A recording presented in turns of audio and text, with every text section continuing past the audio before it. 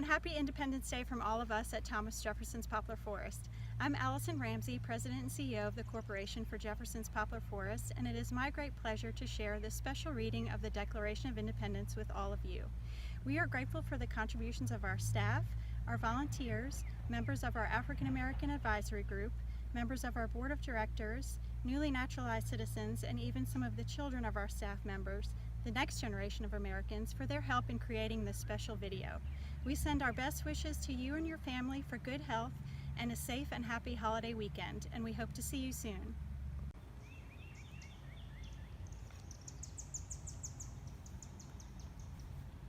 When, in the course of human events, it becomes necessary for one people to dissolve the political bands which have connected them with another, and to assume among the powers of the earth the separate and equal station to which the laws of nature and nature's God entitle them, a decent respect to the opinions of mankind require that they declare the causes which impel them to the separation.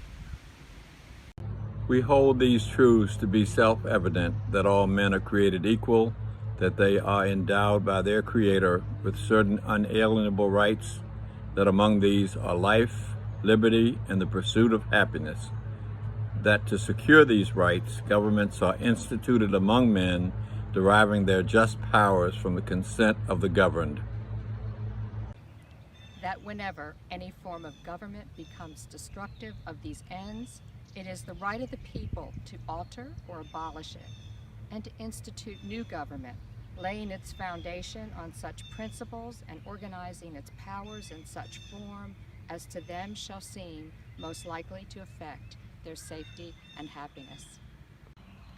Prudence indeed will dictate that governments long established should not be changed for light and transient causes. And accordingly, all experience hath shown that mankind are more disposed to suffer, while evils are sufferable, than to right themselves by abolishing the forms to which they are accustomed. But when a long train of abuses and usurpations, pursuing invariably the same object, evinces a design to reduce their under absolute despotism, it is their right, it is their duty to throw off such government and to provide new guards for their future security. Such has been the patient sufferance of these colonies, and such is now the necessity which constrains them to alter their former systems of government. The history of the present King of Great Britain is a history of repeated injuries and usurpations, all having a direct object, the establishment of an absolute tyranny over these states. To prove this, let facts be submitted to a candid world. He has refused to assent to laws the most wholesome and necessary for the public good. He has forbidden his governors to pass laws of immediate and pressing importance, unless suspended in their operation till his assent should be obtained. And when so suspended, he has utterly neglected to attend to them. He has refused to pass other laws for the accommodation of large districts of people, unless those people would relinquish the right of representation in the legislature, a right inestimable to them and formidable only to tyrants. He has called together legislative bodies at places unusual, uncomfortable, and distant from the depository of their public records, for the sole purpose of fatiguing them into compliance with his measures. He has dissolved representative houses repeatedly, proposing with manly firmness his invasions on the rights of the people. He has refused for a long time after such dissolutions to cause others to be elected, whereby the legislative powers, incapable of annihilation, have returned to the people at large for their exercise, the state remaining in the meantime exposed to all the dangers of invasion from without and convulsions within. He has endeavored to prevent the population of these states, for that purpose obstructing the laws for naturalization of foreigners, refusing to pass others to encourage their migrations hither, and raising the conditions of new appropriations of lands. He has obstructed the administration of justice by refusing his assent to laws for establishing judiciary powers. He has made judges dependent on his will alone for the tenure of their offices and the amount and payment of their salaries. He has erected a multitude of new offices and sent hither swarms of officers to harass our people and to eat of their substance. He has kept among us in times of peace, standing armies without the consent of our legislatures. He has affected to render the military independent of and superior to the civil power. He has combined with others to subject us to a jurisdiction foreign to our Constitution and unacknowledged by our laws, giving his assent to their acts of pretended legislation.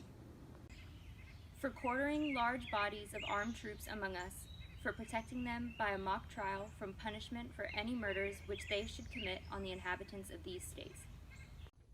For cutting off our trade with all parts of the world, for imposing taxes on us without our consent, for depriving us in many cases of the benefit of trial by jury, for transporting us beyond seas to be tried for pretended offenses, for abolishing the free system of English laws in a neighboring province, establishing therein an arbitrary government, and enlarging its boundaries so as to render it at once an example and fit instrument for introducing the same absolute into these colonies.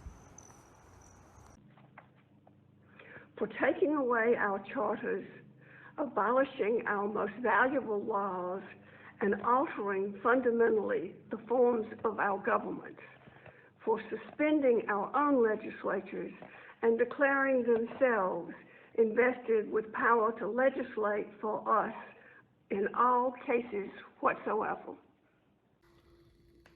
He has abdicated government here by declaring us out of his protection and waging war against us. He has plundered our seas, ravaged our coasts, burnt our towns, and destroyed the lives of our people.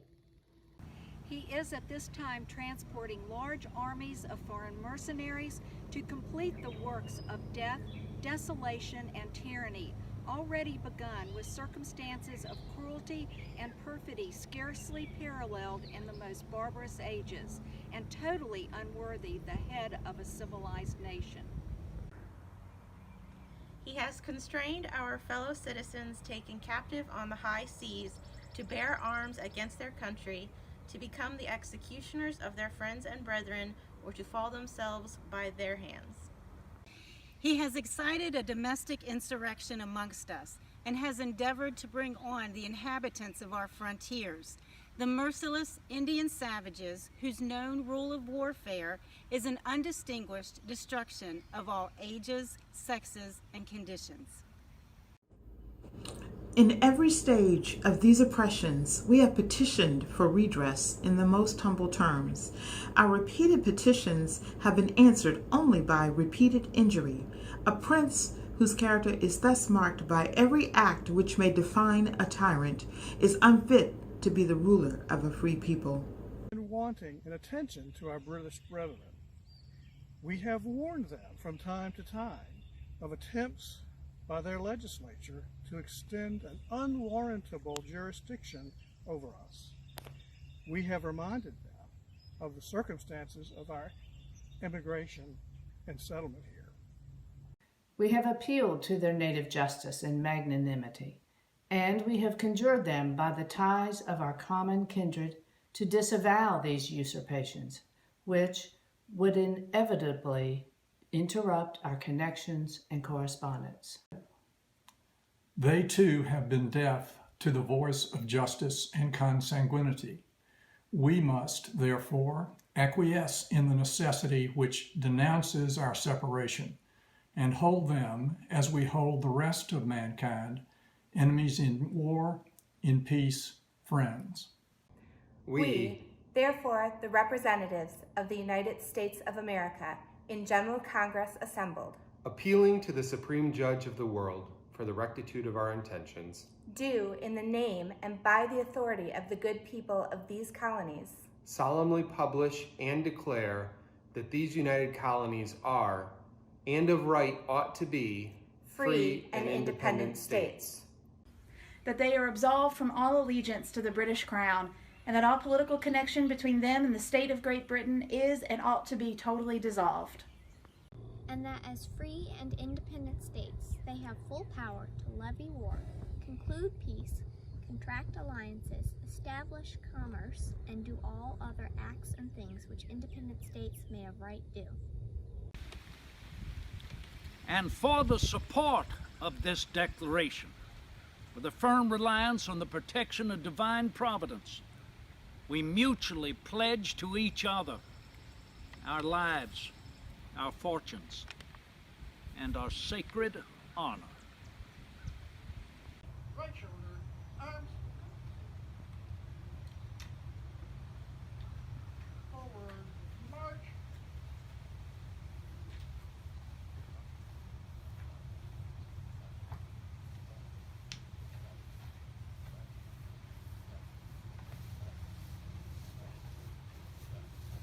Color guard, halt.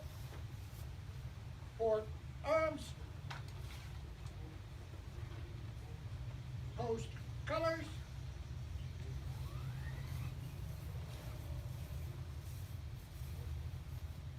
Place colors.